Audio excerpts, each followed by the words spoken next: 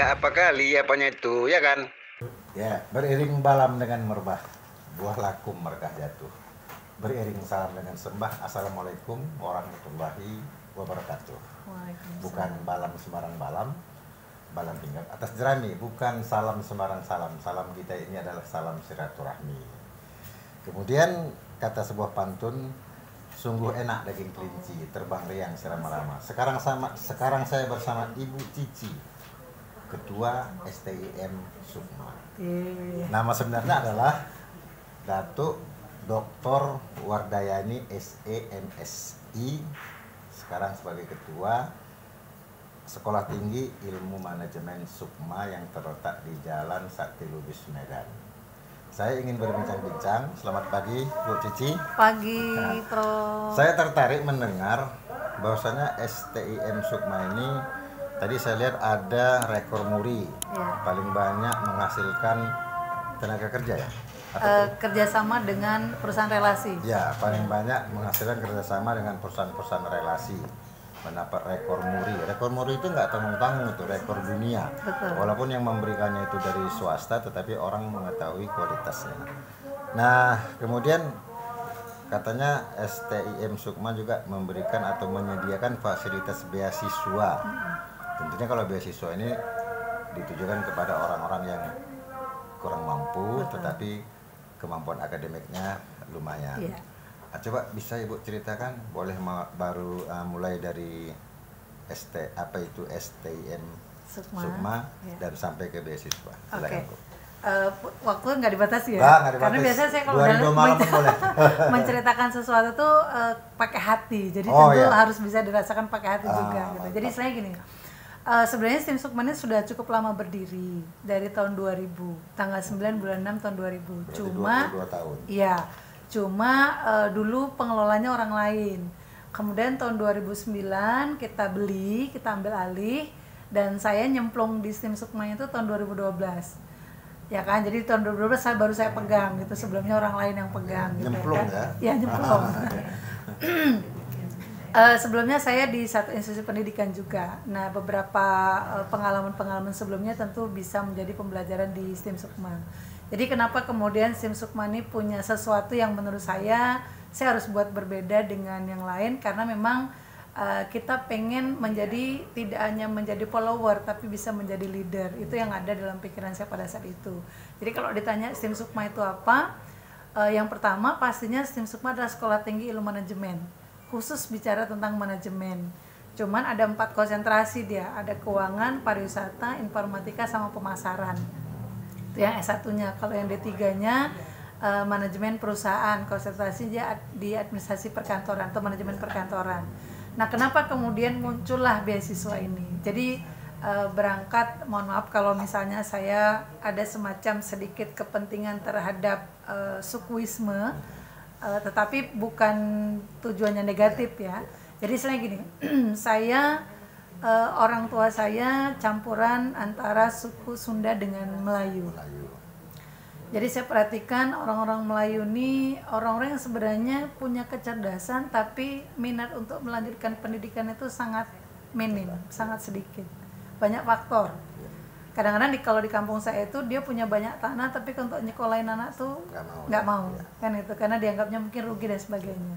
Jadi di kampung saya tuh untuk bisa tamat SMA tuh hanya beberapa orang, kan gitu dia. Apalagi untuk kuliah kan itu. Nah, karena saya memang dari dulunya itu sangat menginginkan yang namanya pendidikan itu dapatnya yang layak, tentulah proses untuk menyelesaikan studi itu tidak mudah. Ya, saya pernah jadi pembantu dan sebagainya gitu ya kan. Sampai kemudian Allah memberikan kepercayaan ke saya untuk mengelola STIM Sukma ini gitu. Nah, pada saat itu saya berpikir ini harus banyak orang yang kita bantu, karena saya pernah ngerasain di posisi yang nggak punya itu sangat tidak enak gitu. Maka akhirnya dengan beberapa teman yang memang juga sepakat pemikirannya, setiap tahun tuh kami menyediakan 1 kelas beasiswa. Berapa orang itu? Paling sedikitnya 25 orang, paling sedikitnya. Setiap tahun? Setiap tahun. Tapi biasanya kami menyediakan itu sampai dengan 100. Tapi 100 ini bervariasi dia. Ada 20 orang dia 100%, kemudian 25 di 30 orangnya 75% dan 50 orangnya 50%. Oh, 50%. Ya, jadi yang 20 orang 100% tuh. Oh iya. 30 orangnya 75% dan 50 orangnya 50%. 100 orang. 100 orang. Oh, iya. Paling sedikitnya tadi saya bilang satu kelas gitu ya kan. Jadi istilahnya sangat bergantung hasil seleksi kita. Awalnya itu memang kita khususkan untuk anak-anak Melayu. Karena tadi saya bilang saya orang Melayu, itu saya pengen meningkatkan. Tapi memang perlu effort yang lebih besar ketika saudara-saudara kita yang belum memahami tentang masalah pendidikan ini, sehingga kadang-kadang udah kita kasih beasiswa, mereka nanya, oke lah uang kuliahnya kami nggak bayar, ongkos kami cemana katanya ya kan. Terus setelah ongkos, saya coba bantu waktu itu, kebetulan ada teman-teman yang memang dia punya kafe gitu kan, saya bilang, kamu nanti nyari karyawannya mahasiswa aku aja ya gitu lah kan. Nah kita bantu nih, dia berarti kerja sambil kuliah kan, dia bilang, memang iya Bu, udah ada kerja, tapi capek. Nah sampai di situ kan kita bingung, waduh berarti enggak semua. Sementara ketika saya lemparkan itu pada suku yang lain, itu mereka cepat ngeresponnya. Bahkan nanya lagi, ada lagi enggak gitu. Jadi ini juga memang menjadi satu PR bagi saya, bagaimana supaya saudara-saudara saya di Puak Melayu ini mau meningkatkan pendidikannya. Karena kalau saya berpikirnya gini, baiknya satu negara atau satu kaum atau satu satu suku, ketika pendidikannya itu diperhatikan, maka keberadaan suku itu akan terus-menerus menjadi catatan bagi sejarah, gitu kan. Saya kira pun hal yang Ibu lakukan itu bukanlah tergolong dalam kata sukuisme ya. Iya. Ya wajar saja kalau seorang suku Melayu ingin membantu keluarganya, pertama keluarga dekat yang tidak mampu, kemudian kalaupun ada yang satu suku yang tidak mampu. Saya kira itu wajar. Tetapi kalau juga ada tadi yang mau dibantu, sudah dikasih uang sekolah, dikasih uang ongkos, masih juga mengeluh capek, itu nggak perlu dibantu, nggak dalam tanda kutip ya, itu perlulah, artinya penyeleksian itu ya, jadi diseleksi dan kita pun rasanya tidak haruslah satu suku, yang penting bangsa Indonesia ini akan maju pendidikannya. Akhirnya memang kami mencoba membuka peluang untuk saudara-saudara kita yang lain, karena kita ngelihat kita nggak lagi ngelihat dari sisi suku, karena yang kita lihat adalah bahwa banyak anak-anak muda, generasi muda yang perlu kita tolong nih gitu. Makanya kami tetap komitmen. Itu beasiswa di luar dari beasiswa pemerintah Pak. Jadi istilahnya itu beasiswa yayasan. Kebetulan teman-teman di yayasan juga beranggapan bahwa memang harus ada kita keluarkan supaya orang punya kesempatan belajar lebih besar lagi gitu. Lain lagi kalau namanya KIP, kalau KIP itu kan memang udah dari bantuan pemerintah. Ini kalau memang dia asli yayasan lah istilahnya menyediakan. Kita berharap sebetulnya dengan program-program itu nggak ada lagi alasan orang tidak mau sekolah, Prof. Karena sekarang ini meskipun katanya zaman sudah berubah, pendidikan belum tentu memberikan jaminan bahwa orang akan sukses dan sebagainya.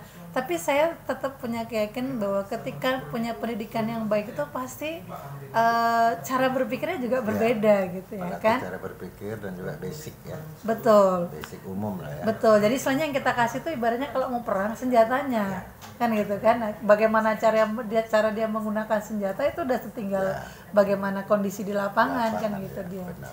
Nah kemudian saya membuat lagi kenapa saya berkeyakinan bahwa pola yang dilakukan oleh STIM Sukma ini nantinya akan memberikan sesuatu yang berbeda untuk masyarakat tuh istilahnya gini. Saya selalu berpikir gini, Bro. Di dunia nyata nih ceritanya, banyak orang beranggapan bahwa kalau dia pintar matematika berarti orang pintar. Kalau yang pandai bahasa atau pandai seni itu nggak pintar, kan gitu dia. Sementara kalau kita lihat kaitannya dengan agama, kebetulan saya suka mengkonversinya dengan agama, karena menurut saya itu adalah pemahaman yang paling benar gitu ya, dalam pengertian nggak ada kata-kata Allah itu yang salah.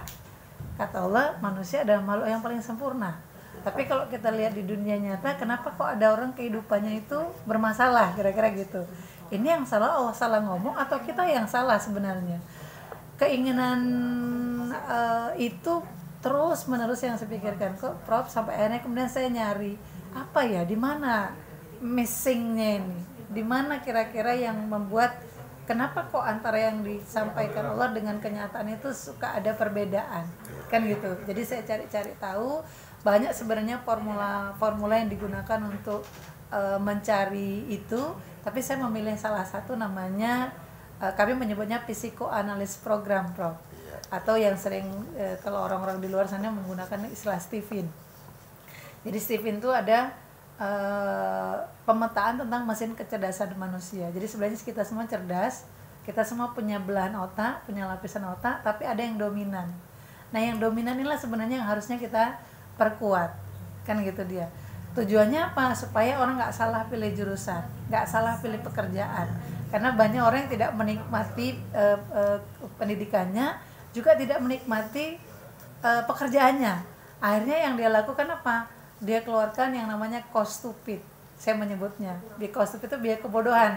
Dia kuliah, dia kerja untuk sesuatu yang dia tidak sukai gitu ya kan. Ini kan aneh gitu.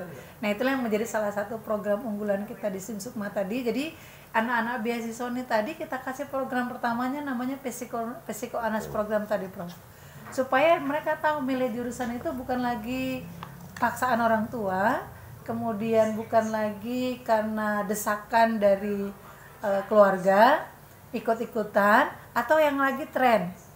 Kan banyak orang yang milih kuliah lagi tren, padahal sebenarnya bukan passionnya dia. Dan banyak orang tidak tahu apa beda cita-cita, bakat, dan talenta. Benar. Pemirsa, jangan lupa Andro Mari Kapsul. Saya udah coba loh. Tapi ingat, makin stamina saya makin kuat. Kalau kata orang, ketela batang ketela kata batang falada, usia boleh tua, tapi soal stamina, Andro Mari membuat saya luar biasa.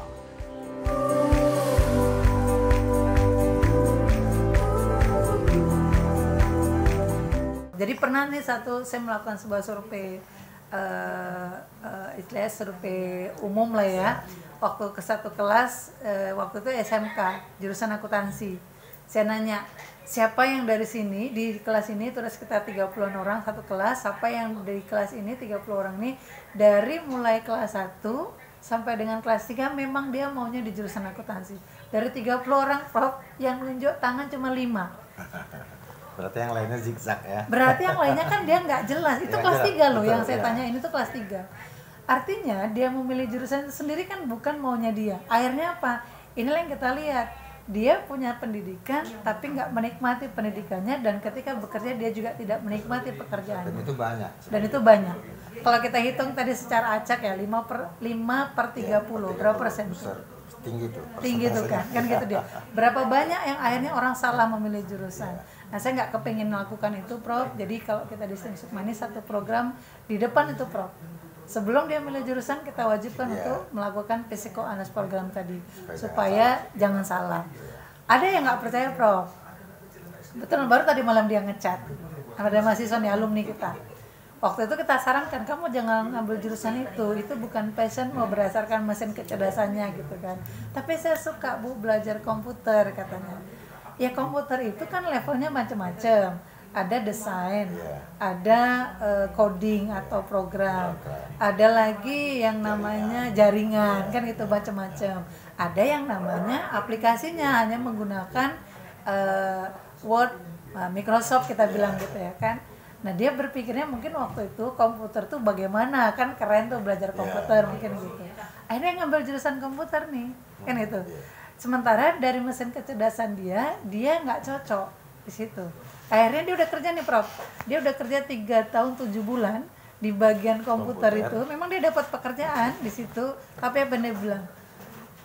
Mem, ternyata betul yang Mem bilang. Kalau kita melakukan sesuatu yang bukan sesuai dengan passion kita tertekan. Saya bilang gini, kenapa baru sekarang nyadarin itu? Dulu waktu milih jurusan, benar saya kebetulan dia diskusi sama saya. Kamu jangan ngambil jurusan itu. Itu enggak. Iya. Tapi saya suka. Nah, ya sudah. Pilihan ada di tanganmu, saya bilang, tapi jangan nanti kamu jadi sesalan ya, saya bilang, karena kita kan istilahnya apa ya, kita mengarahkan, tapi nggak bisa memaksakan kan, kita cuma bisa mengarahkan. Artinya orang yang melangkahi ketentuan yang sebenarnya sudah Allah kasih, peta kesuksesan buat dia, terus dia pakai petanya orang lain, bisa dipastikan dia dalam menjalannya pasti nggak enjoy, nggak nikmat gitu. Jadi itu yang menjadi satu catatan bagi saya, sehingga Psikoanes program itu menjadi unggulannya kita, karena kita udah coba cek ke beberapa perguruan tinggi, mereka nggak melakukan itu. Perguruan tinggi biasanya nggak terlalu memperdulikan itu. Nah kalau kami memperhatikan, karena kita nggak kepingin orang kuliah tapi kemudian dia menyesali kuliahnya itu gitu. Jadi itu menjadi satu catatan. Kemudian ada lagi program namanya mindset programming. 1 bulan sebelum mata kuliah dimulai, mahasiswa itu dikasih pembekalan perubahan mindset. Karena kalau mindsetnya nggak dirubah, maka cara belajarnya di mindset program itu yang tadi Prof, kita belajar bagaimana menentukan tujuan dulu. Jadi start from the end. Kalau misalnya kita mau jadi pilot, untuk bisa jadi pilot apa yang harus dilakukan? Nah, jadi istilahnya harus tahu dulu kita mau jadi apa, baru kita akan jalan ke sana. Kalau orang nggak punya tujuan dalam hidupnya, maka sebanyak apapun fasilitas yang dia punya, sehebat apapun kemampuan yang sudah Tuhan kasih buat dia, itu nggak akan ada gunanya karena dia nggak punya tujuan. Dan itu yang paling banyak sering terjadi, Prof. Paling banyak terjadi. Bidang kedokteran itu banyak ya. Seorang dokter ingin anaknya jadi dokter, Iya. ternyata anaknya tidak berminat. Betul.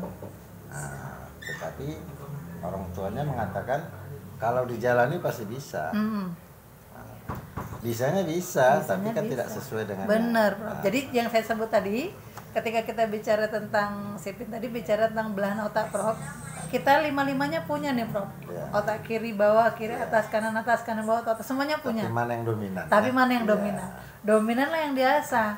Sama kalau kita sekolah, yang satu pandai bahasa Inggris nilainya 8, yang satu lagi matematika nilainya 6. Rata-rata orang tua pasti ngeleskan yang 6. Jangan dipaksakan ya, yang Inggrisnya itu harusnya Inggrisnya yang dinaikkan. Jadi bisa di level 9 atau 10, malah expert dia jadinya gitu. Itulah yang kami coba lakukan, mengedukasi tadi, sehingga kami berharap beasiswa yang tadi kita berikan ini sejalan dengan program kita sehingga tidak sia-sia. Alhamdulillah memang ada dampak dari itu semua. Kalau yang memang dia mau kita arahkan tuh biasanya pencapaiannya akan lebih. Jadi berapa orang cepat. Jumlahnya semenjak diluncurkan program beasiswa ini sampai saat ini secara umum berapa kira-kira sudah? Setiap tahun? Sejumlah semua ya. Kalau setiap tahun tadi kira-kira 100 ya, 50 sampai 100. Iya. Dan itu tiap tahun, Prof. Jadi kalau berarti, saya pegang aja, saya berarti bisa ngukurnya dari saya ya.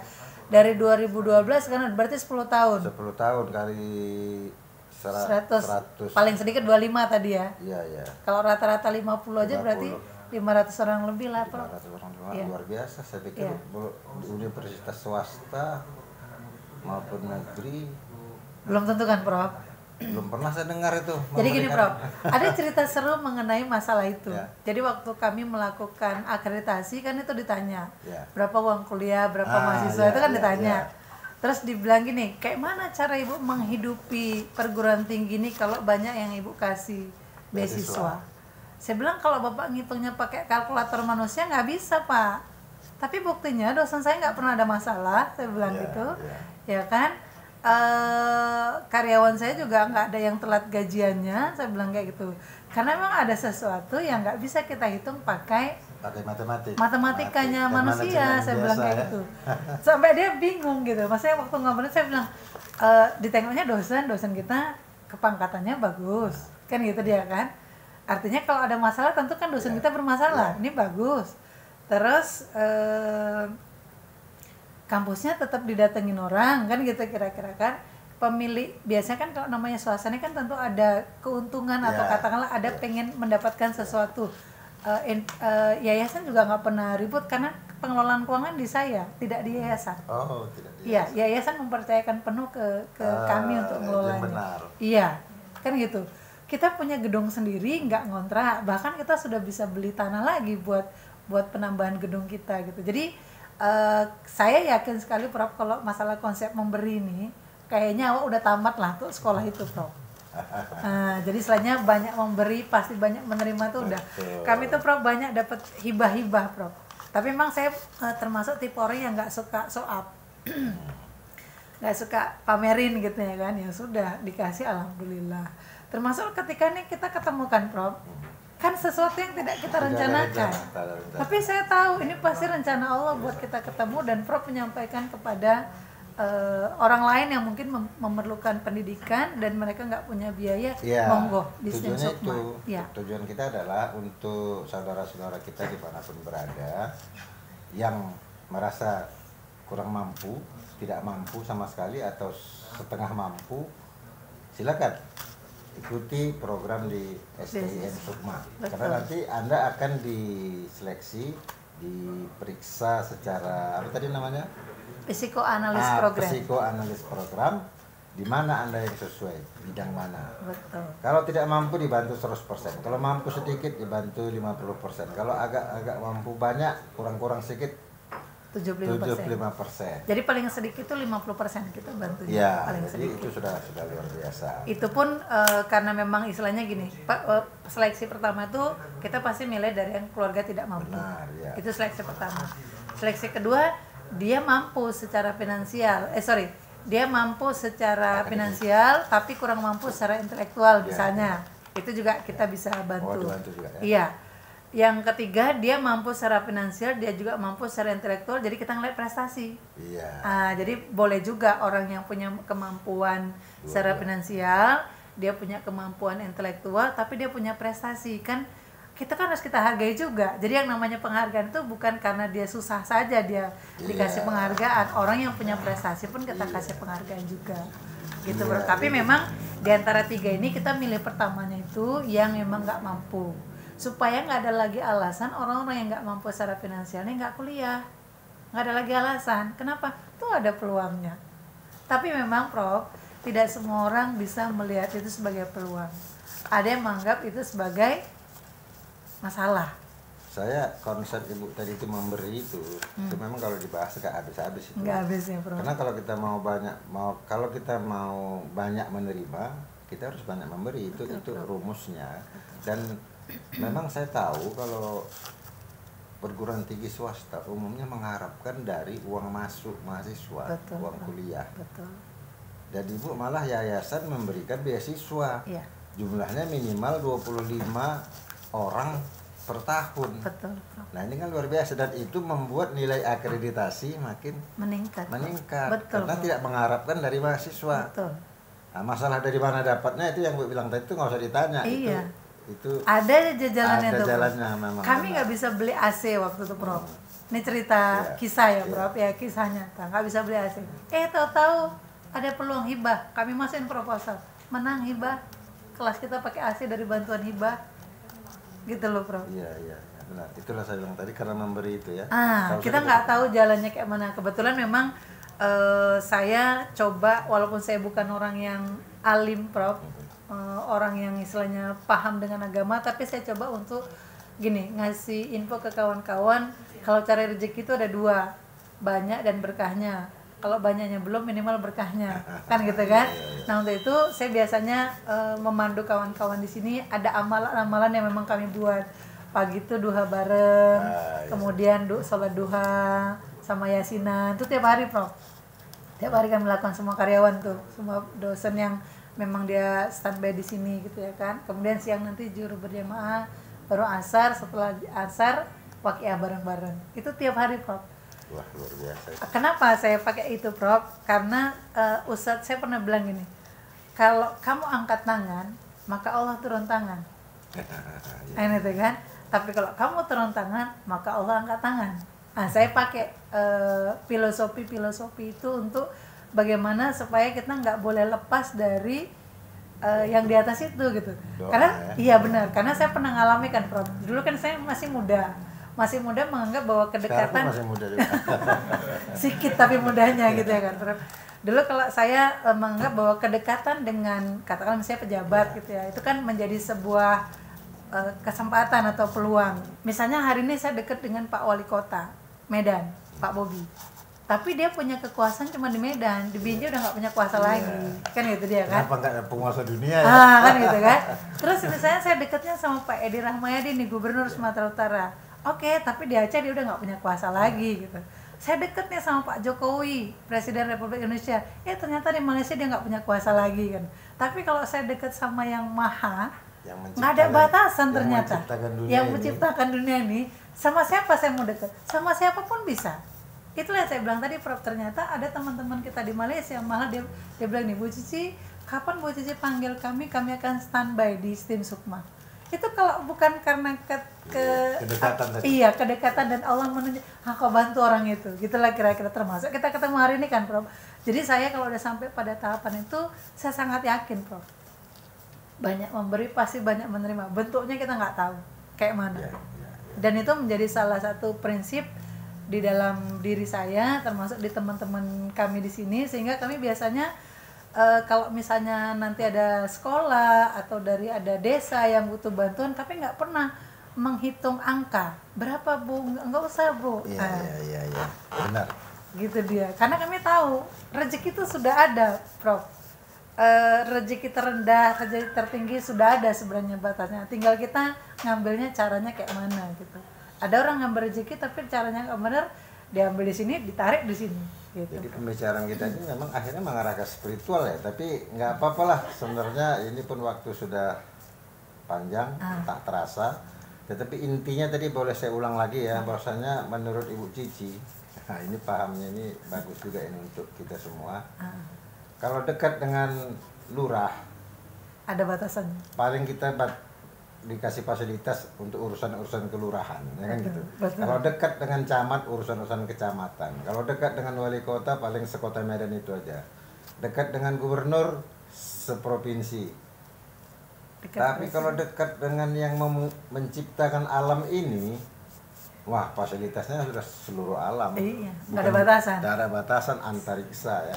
Nah itu barangkali perlu dicamkan, dan saya juga nanti perlu belajar lagi lebih banyak, dan ini terbukti ya. Terbukti. Jadi baiklah, sekali lagi terima kasih kepada Ibu Wardani, Doktor Datuk SEMSI, Ketua Sekolah Tinggi Ilmu Manajemen Sukma, yang telah meluncurkan program beasiswa di periodenya sudah 12 tahun, sebanyak minimal 25 mahasiswa per tahun, setiap tahun, dan ini terus berlanjut ya, bisa sampai 100 mahasiswa per tahun. Jadi untuk anak-anak muda yang ingin mengikuti pendidikan, ada masalah keuangan, masalah lain-lain, silakan datang ke STIM Sukma di Medan, Jalan Sakti Lubis. Baik, terima kasih Ibu Sukma. Sekian, assalamualaikum warahmatullahi wabarakatuh. Waalaikumsalam warahmatullahi wabarakatuh.